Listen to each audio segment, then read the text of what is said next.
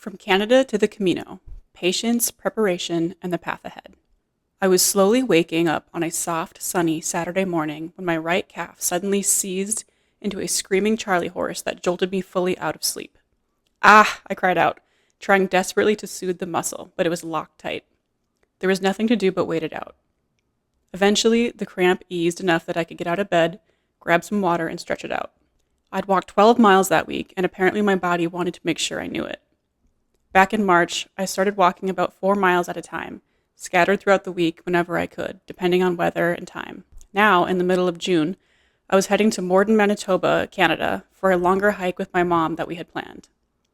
Up to that point, we'd been training individually for what would become the longest walk of our lives, 75 miles from the Portuguese border to Santiago de Compostela, Spain. 3 summers ago, I read The Alchemist by Paulo Coelho, a novel about a shepherd boy following a recurring dream across the desert, guided by omens and something he calls his personal legend. I was in a season of uncertainty, trying to make sense of what direction my life was supposed to take. It struck something in me. After finishing it, I looked up the author the way I always do when something lingers. I'm often more curious about the person behind the work than the work itself, what inspired them, what they were reaching for. That's how I learned Paulo Coelho had walked the Camino de Santiago before writing it. I clicked to the Wikipedia page and started reading. The Camino de Santiago is a network of long-distance pilgrimage routes that lead to the city of Santiago de Compostela in northwestern Spain. At the end of the route is the Cathedral of Santiago de Compostela, where tradition holds that the remains of the Apostle St. James are buried. For more than 1,000 years, people have walked these routes for religious, spiritual, cultural, and personal reasons. About a month after reading the book, I met someone who had actually walked the Camino. I remember joking, "So did you find yourself?" "Yes," he answered in a serious tone. "It was actually quite spiritual." "Oh," I said, nodding back soberly. "That's awesome." Secretly, I was thinking, how could a walk be spiritual? What happens on this trail?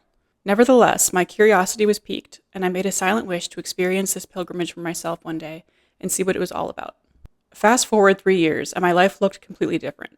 The uncertainty that drew me to The Alchemist had slowly given way to something steadier. I'd done all of the soul-searching a person could possibly do in a lifetime. I'd traveled, picked writing back up again, found work I loved, built beautiful relationships. Almost every piece that had fallen apart, I'd managed to put back together into something even better. One Sunday afternoon in early spring, I was on the phone with my mom, laying t-shirts and socks across my living room rug to air dry what my apartment's dryer couldn't seem to. She casually, almost hesitantly, mentioned that she was planning to walk the Camino de Santiago. "What? How do you even know what that is? Have I talked about that with you?"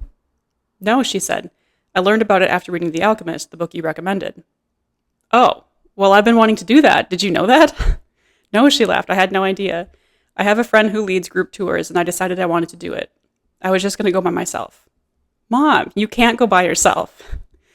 She'd only been overseas once before, years ago, and that was with our whole family. At the same time, I couldn't help but admire her willingness to step out and do something like this on her own. "How much does it even cost? When are the tours available?" As she explained more about the trip, I studied the muted blue, cream, and brown flecks in my rug, looking over my carefully arranged t-shirts and socks. I could feel the slow rise of excitement bubbling up from somewhere deep inside me. "I think I'm going to go with you," I said finally. "Oh, are you sure? You don't have to. I'll be just fine on my own." "No, I want to. It's been on my bucket list of things to do. I just didn't think I would find someone who would want to go too." After some additional conversations, it was decided that we would go in September. That brought us to Canada in the middle of June. We were at the point in our training where we were supposed to start adding more miles to at least some of our regular walks. We settled on a 6.2-mile hike around Lake Minnewasta in Manitoba, a reasonable drive from my parents' place. The forecast wasn't looking too promising, showing mostly cloudy skies with chances of rain off and on throughout the day. "We'll have to walk rain or shine when we're in Spain," my mom said. "We might as well get used to it." I agreed, and we stuck to our plan, tucking sweatshirts and light raincoats into our day packs. I had walked part of this same trail with my mom before, 3 years earlier, during that time of uncertainty, a season that I affectionately refer to as my 2023 Renaissance. I remember a conversation we had back then. She knew how much I was struggling, and she said to me, "If this were a movie, this would be the part where things start to turn around for you." Looking back now, my life didn't come together all at once the way I wanted it to. It happened slowly, one step at a time. Change was quiet and incremental. Good things started to build with patience, effort, and paying attention to the direction I felt I needed to go. A little ways into the hike, my mom stopped to check our progress on her watch. Light rain filtered through the thick canopy of trees above us. Well, we've walked 1.6 miles. That's it? I replied, surprised. It feels like it's been longer. When I walk alone, I never check the time or the mileage. I just listen to music, whatever I'm in the mood for that day. Pop, classic rock, indie, alternative, classical. I know I have about a 2-hour commitment ahead of me for my regular 4-mile walk, so I just embrace it. Just me, my thoughts, and the path ahead. One thing I've realized about walking is that it's not the activity itself that's difficult. It's the time it takes. You're going nowhere fast. The challenge isn't speed. It's enduring the boredom, monotony, unfavorable weather, and the days you simply don't feel like it. But most of the time, I love it. I've enjoyed having a goal to work toward, knowing that if I don't train consistently, I only make the Camino harder on myself. Somewhere along the way, these walks have become more than preparation. They've become a reprieve at the end of a workday and a priority on the weekends.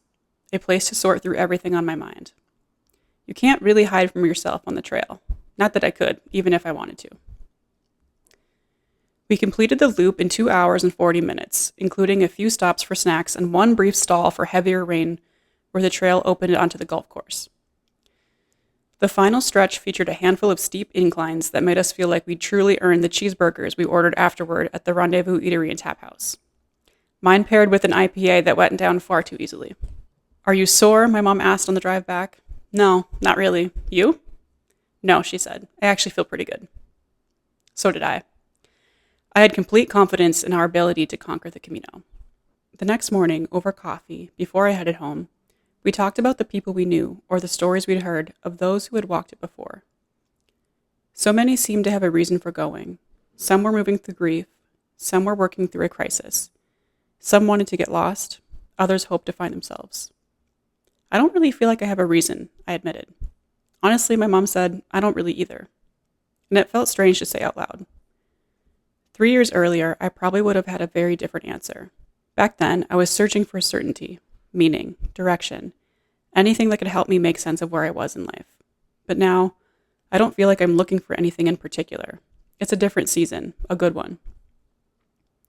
The more I thought about it, the more I wondered if the spirituality of the Camino has less to do with reaching the end of the journey and more to do with the act of walking itself.